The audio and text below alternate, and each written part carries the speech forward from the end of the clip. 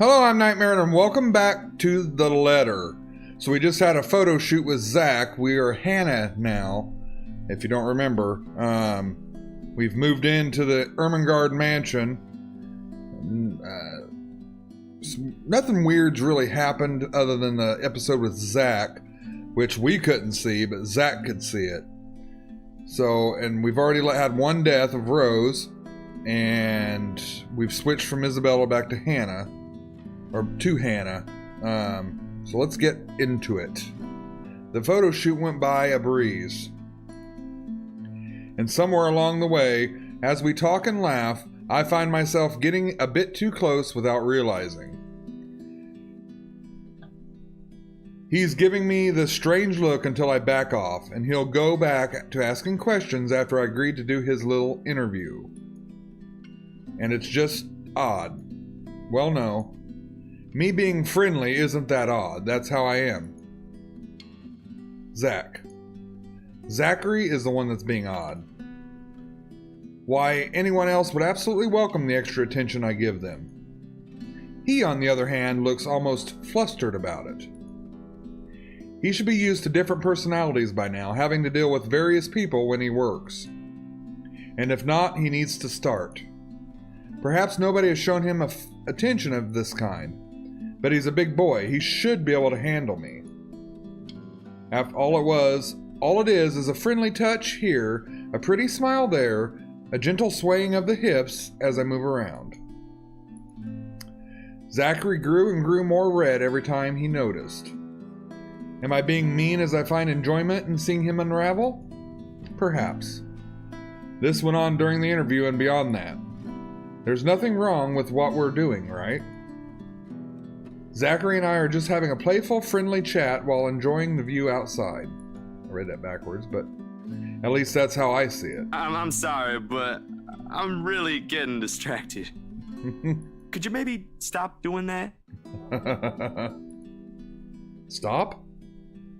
I'm not sure if I want to, though. I think since he wants us to stop, we better stop. That's the proper thing to do. I'll stop if it makes you uncomfortable, sweetie. Hannah's being a bit of a whore. That boosted him with us, so that was a good choice. Sorry. No, I should be the one apologizing. Why, you're a shy one, aren't you, big guy? It's not that, but... He gestures to the ring on my finger and lets the fact of the matter hang heavily between us. Being told implicitly that I am too forward is not a common occurrence. I think I'm more stunned at the fact that he pointed out rather well being rejected. Not that anything is going to happen between us in the first place. It was just going to be some fun, harmless flirting, right? So, you've never had a girlfriend? No. He hasn't? No boyfriend either. You know, just in case you were gonna ask for that one next. And you haven't even had your first kiss? Stop being a whore, Hannah. Not a one, ma'am. Do you want to have your first kiss today? Oh my god. She's being awful. I can't help it.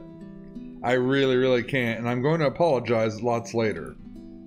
Surely, by the catty smile on my face, it's obvious that I'm just pulling his leg. No, you're not. The laugh I fail to contain certainly gives it away, if it isn't obvious. But still, he lights up in embarrassment, stammering and sputtering objections. You're married, and this will be extremely unprofessional. I never said I would kiss you, silly. Oh, Johans! Oh my. No, what? No. Don't call your butler. She's Hannah. That would be for the better. I don't think his husband would appreciate it if I made him kiss another man. I do not think he can hear us from here either. But it is hard to think you're not taken, Zachary. Why, whoever becomes your girlfriend will be so lucky to have you. You can cook and take wonderful photographs. Wonderful meals and wonderful memories.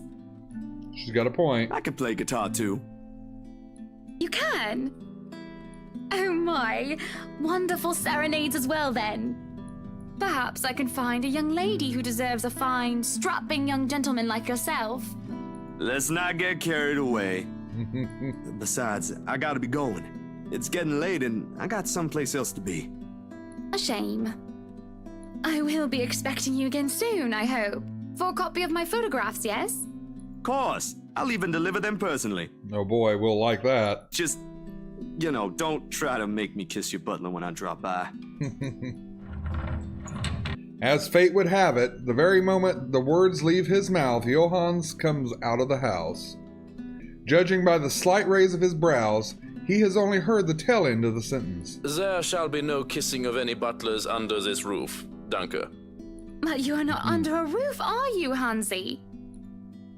To my amusement, he takes a step back, safely placing himself within the threshold of the foyer and under the roof of the house. And just as ever, he is quick to return with a sardonic reply. I am now. As I was saying, madam, it's about time for supper. Will I be needing to set an extra place at the table? Oh, what? No, I was just leaving, actually. So, you have a good night, Hana. And you too, Hansi. It was nice to meet you, Zach, honey. You have a safe trip. He nods, and the grin on his face as we say our goodbye is the sweetest that I've ever seen. I linger, looking out for him with his relatively tiny bicycle, backpack safely secured in the basket in front and suitcase hooked to the back. I watch as he went down the path to Ansem Village until he is nothing more than a blip in the horizon. I cannot help the small smile on my face as I go inside for supper. Alright, it's evening time on Wednesday. We've got a journal entry. Hannah met Zachary Still, a freelance photographer from Luxury Living, an interior design magazine. Zachary was tasked to interview Hannah and to take pictures of the mansion and its new owners.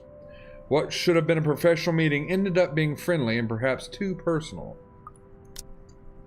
Alright. Entering the dining hall causes me so much confusion.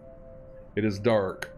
For a moment, I thought the electric work is not up to par. But that is clearly not the case. Every other room is bright with artificial light. Finding the light switch is a monumental task considering the size and my unfamiliarity with the room. To make matters worse, the darkness grants the room a different atmosphere, eerie and frightening. Of course it is. It takes longer than I thought to find the switch, something that will have to be rectified later on. My skin starts to prickle and there's a distinct feeling of being watched. It unsettles me, and only spurs me on my search. And when I do open the lights, there is a hiss. I'll turn the lights down, woman! Oh, Luke must be drunk. He must have tied one on again. There at the end of the hall is my beloved husband with his face in one hand and a glass in the other. Perhaps I can let it go if it's only one glass of wine.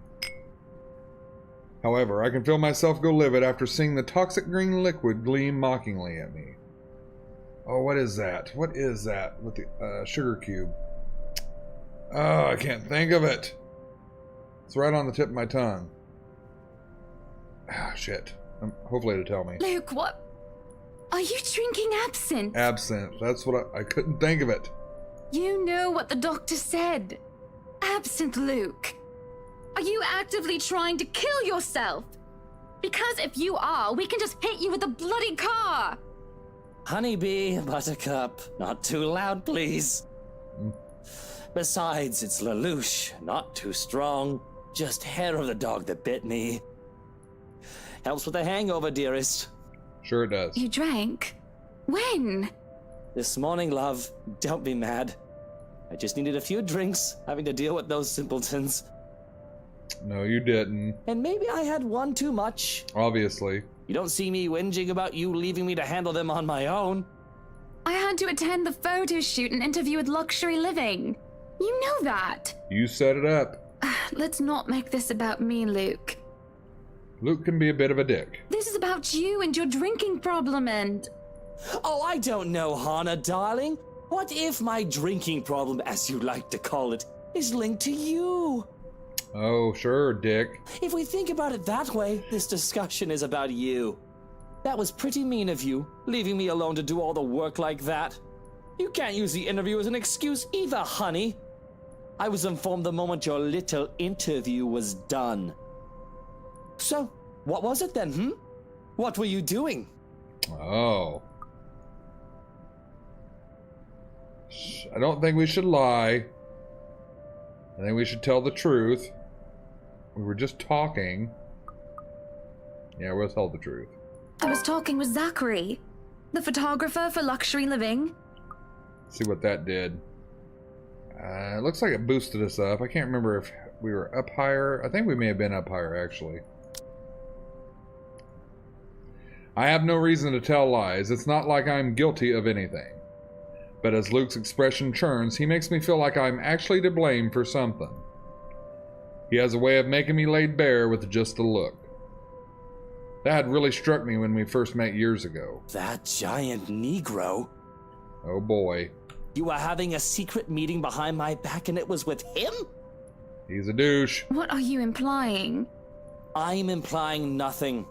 I'm just worried. You know better than to trust those media types, Buttercup. He must have been really friendly to occupy your time like that. But all he's looking for is his next big headline.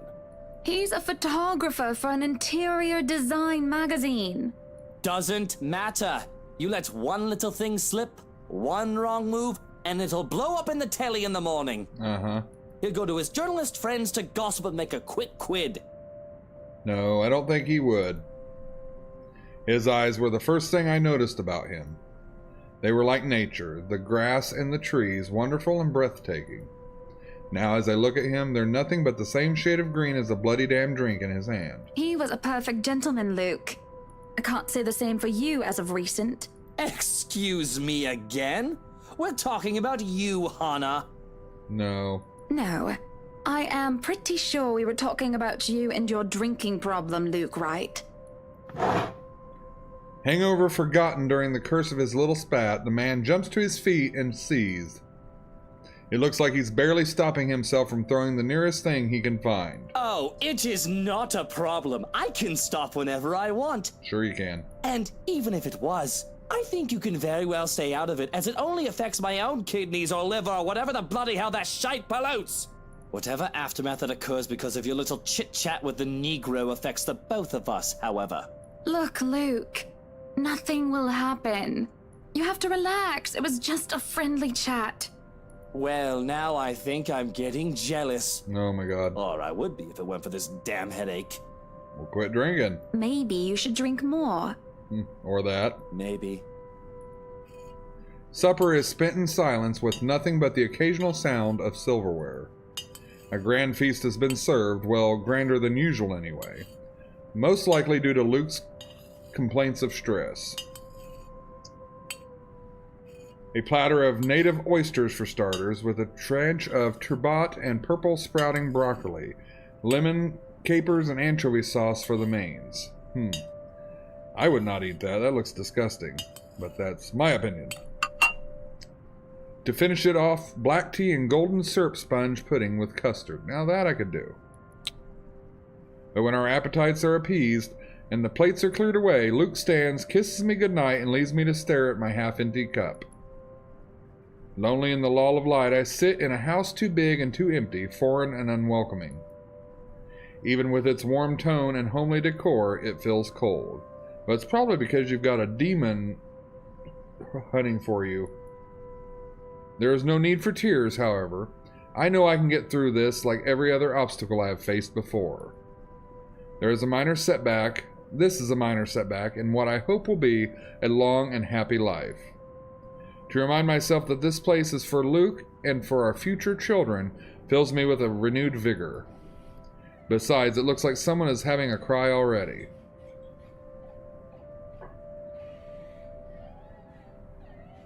Oh, it's the demon lady. I can hear her.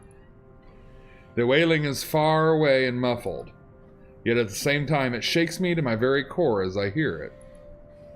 As if the suffering is just standing right beside me. Well, she probably is.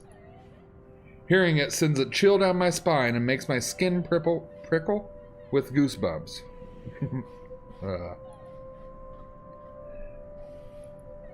Who is that? Oh, it's really loud in here. And it's probably in the cellar. We got a new journal entry. Let's check it out real quick. During supper, Hannah found Luke drinking absinthe, and this caused an argument. While Hannah was angered by her husband's drinking problem, Luke was suspicious of his wife's activities, having not seen her all afternoon despite finishing Luxury Living's interview early. Then there was the crying woman, which we're about to find and probably not be a good situation. Curiosity sinks as I follow in sorrowful sound into the kitchen and into the wine cellar hatch. Hello?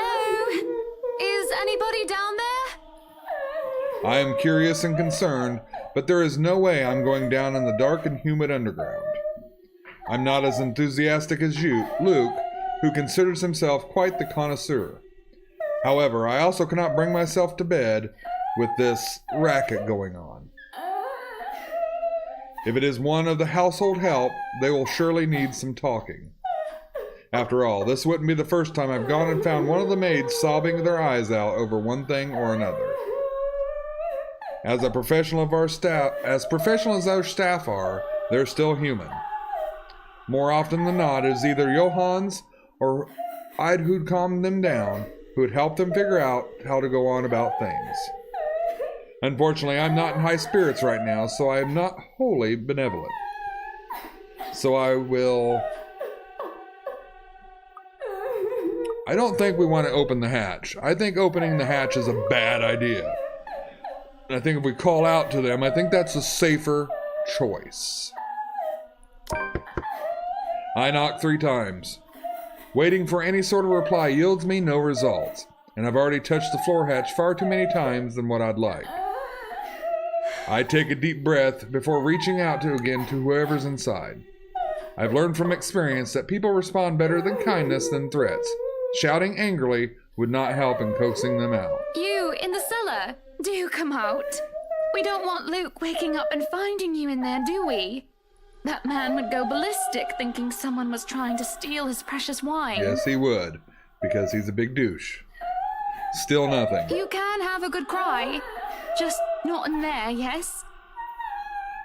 Hannah, it's not your staff, honey. Why don't you come out here and we can have a cuppa and you can tell me all about whatever it is you're bawling about?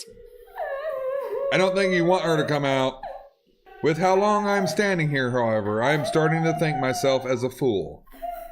I did not want to acknowledge the other feeling I have, especially as the wailing took an eerie turn. The thought of being played with didn't sit too well with me, and I had to stop myself from getting too hot-headed as I try one more time. Now you come out of there!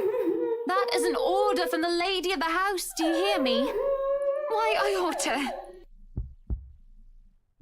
I freeze as a hand claps down on my shoulder.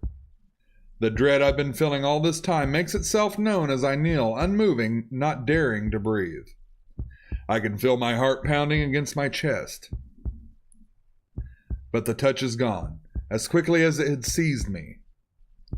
It is only Johans I see when I look back. Apologies, madam, for touching you like that. You were not responding to my voice, and you looked about ready to wake the whole mansion up. I was... Oh, I'm sorry. I was getting rather loud, wasn't I? But that crying woman in there, we must do something about her. He grows silent for a moment and just looks concerned. At least, I'd like to interpret it as concern, given how stoic our head butler usually is. Or rather, it must have been concern as he takes off a glove and presses the back of his hand at my forehead before his worrisome inquiry. I beg your pardon. What crying woman? Are you feeling well, madam? In the cellar. Can't you hear her? Madam, Hannah, no one is down there. What? The cellar is locked. Only Luke and I have duplicates of the keys. Nobody is down there. I stare at him in disbelief. But when I listen once more, I hear no crying. Tugging at the hatch for good measure to prove his words to be true, too. The thing won't budge unless I had a key, short of using power tools on it. Perhaps it is time for you to go to bed, madam. You are simply tired and hearing things, a perfectly normal human experience. You think so? But if you are still experiencing auditory hallucinations in the morning, you are free to consult with me. Thanks, Johans. There is a cold feeling in the pit of my stomach as he helps me up to my feet.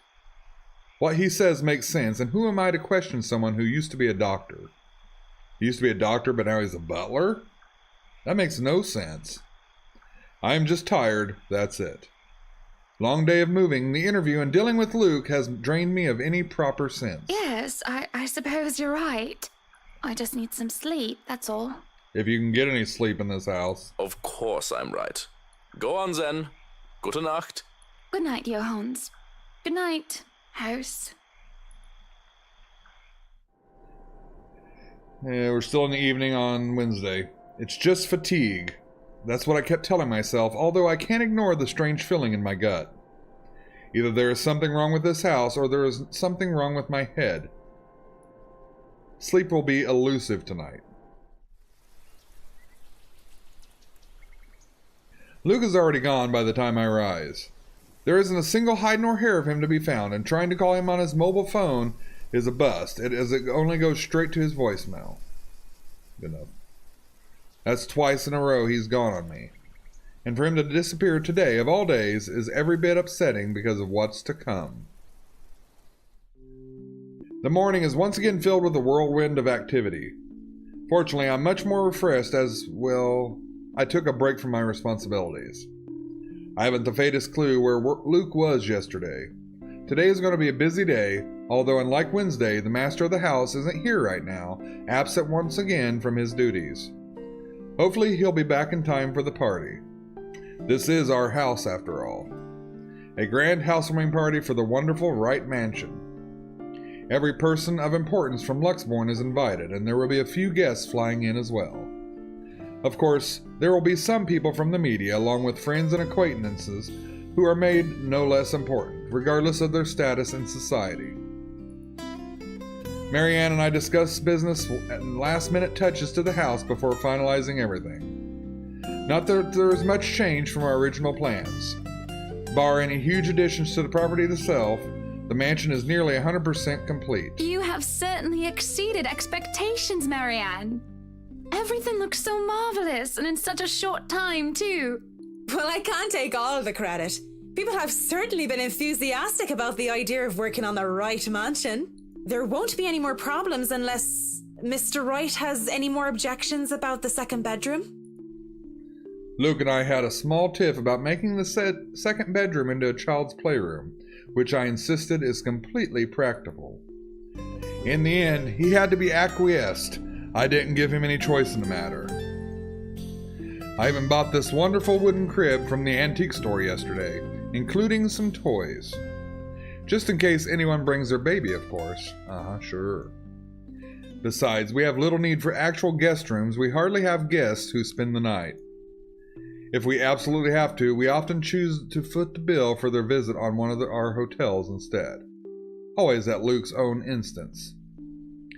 And on the off chance that we actually let someone stay, the bedroom in the opposite wing is still up to the task. Oh, no. We proceed with that room as planned. I already agreed to him having his greenhouse and his vineyard and his stables. He may as well let me have this one thing. That's right. No, I did not agree to him having a helipad. All right, then. Well, do we have any other concerns? Anything we need to put on our agenda before the party commences? No, I don't think so. Not unless Luke has anything else to say. Is he around, then? It'd be best if we can note down his requests right away, considering the scope of his usual ones. Around? No. Where is he? Who knows where? I don't. No, he's not around. She didn't have to point out the obvious, now did she? After 7 long years, I'd already gotten used to him. I should be by now. Still, not apparently. But don't you have a party? I want nothing more than to complain, to whine about how unfair this is. I don't think that's spelled right. However, airing out one's dirty laundry is simply taboo among high society. To do so will make you a ripe target for the next dinner party chit-chat. Vultures, a lot of them, really. Or most of them, at least. There is always the good ones like Rochelle Lee. But put your trust in the wrong person and you'll find yourself eagerly picked apart. Yes. But Luke's just being a sweetie, you see. That friend he's visiting. He's having marital problems and he's just trying to cheer him up. Uh-huh. Perhaps I'm being a bit too rash, a bit too hot-headed in divulging details. But I thought myself clever with the plan to dress up as gossip. Marianne's raised brow makes me unsure whether she's interested or not. Although that does make things better if she has no interest and therefore it has no hidden intent to utilize whatever I might say to her. They've been married for a long time and they've hit a... how do they say it? A rough patch. His wife has a drinking problem and can be very neglectful. The poor thing really does his best to be a good husband. But it's never enough for her. Sometimes I think it's the years. Maybe it's been so long that they've lost that romantic spark. What do you think? You were asking for my personal opinion on the matter, ma'am? Do you want me to be honest, or... I'm gonna say be honest. Be honest with me, Marianne. I don't need someone to sugarcoat it. What did that do to our relationship? I think it boosted it. I'm not some fragile thing that I'm just going to break down at the slightest thing. She hesitates, taking a sip of her coffee, while I'll stare into my own cup of tea. The silence stretches on, and I'm almost to believe that she will never answer my question. I suppose that I shouldn't blame her, putting her in a tight spot like this. Her hesitation is understandable, though I loathe to admit it. She simply wants this whole thing to stay professional. But then she speaks. If I'm going to be completely honest, I need to ask. This is about you and Mr. Wright, isn't it? It's my turn to hesitate now. I really didn't expect such a straightforward question. And to get to the heart of the matter, I suppose I'm not as clever as I'd like to think. Or is it really that bad that an outsider can see our little marital troubles? Surely we aren't that obvious, are we? We've put up the act of a perfect couple for years, although it hadn't always been an act. Marianne is just more keen than the average person, of course. It is a necessity to her career, and she's been working so closely with us. Yes, that's it. Suppose it is. What would you tell me? Then, I tell you it's none of my business. I tell you that I don't want to meddle. But, if the troubled husband with the neglectful wife asked me for my honest opinion, I'd say that he shouldn't base his happiness and his self-worth on someone else. Good point. Someone who won't even give him the time of the day. Maybe he should try being independent for a while. See what it's like when he isn't trying to please someone else and doing things for himself. Very good. Everyone's supposed to be their own man or woman, right? A bit of breathing room never hurt anyone. That's just my 2 pence worth, of course. Yeah, if it's that bad, I agree with Marianne. So you're saying they should divorce? Nothing as drastic as that. If they're afraid that it might lead to just that, then maybe that is what's meant to happen in the first place. We shouldn't let our fear control our lives. But it's just a short hiatus is all. Or, couples therapy? Look, I'm really not the best person to ask about relationships. So grain of salt and all that. She trails off, having said her piece, and leaves nothing but the smell of coffee and Earl Grey between us. There is a calm despite the nature of what had just been discussed. To say that her words make me start to think is an understatement. To say that I'm not considering her vice is a lie. And to say that might just be the calm before the storm is a possibility. Others had had shorter marriages, yes, but plenty have celebrated long and happy ones as well. My own parents celebrated their choral anniversary before they passed away. But 7 years? 7 years isn't a whole lot in the grand scheme of things. It isn't a whole lot of time to see what and where our relationship can bring us. And at the same time, 7 years, well, it hasn't been entirely made up of unhappy years, has it? It won't last forever, it's not supposed to anyway. I just dread the thought that it might last for a very long time. I dread the thought that these small spats, these little disagreements will turn into an all-out resentment. The idea that we will grow to hate each other with every fiber of our being scares me. I can't even pinpoint the exact moment when our blissful union turned sour. We can get through this, right? I know that I still do love him, and I feel that there is a part of him that loves me in return. We just need to get our heads together and talk it out. Surely he will see some sense. There is a cough before Marianne clears her throat. I must have been quiet so long, and I move to apologize when she stands up. We both end up on our feet, unsure of how to proceed. Some sort of odd, awkward shuffle occurs as we decide whether to sit back down or not. I really should handle what's left of the work. You won't be attending the party. Oh, you really must, Marianne. I'll try to stay and chat. Maybe grab a few bites and a drink, but I can't be around for the entirety of the event. My apologies. Busy, busy, busy. You must stay a while. I'd love for you to meet some of my friends, and they're ever so excited to meet you. You need to say hello to the Lees, at least.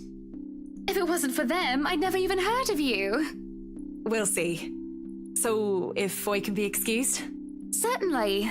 You'll have to excuse me as well. I must attend to the party before any early birds arrive. Because, believe me, they will throw a fuss if things aren't ready, even when they're not supposed to be here until an hour later. Okay, we're going to save here. And we're going to cut this episode here. I hope you guys liked this playthrough of the letter. If not, let me know below and I won't keep boring you with it. I'll move on to something else. I'm trying to throw in some other stuff too.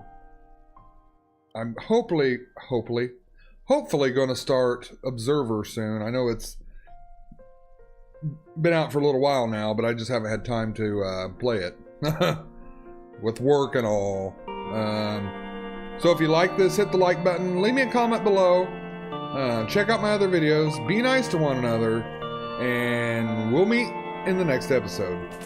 See you guys.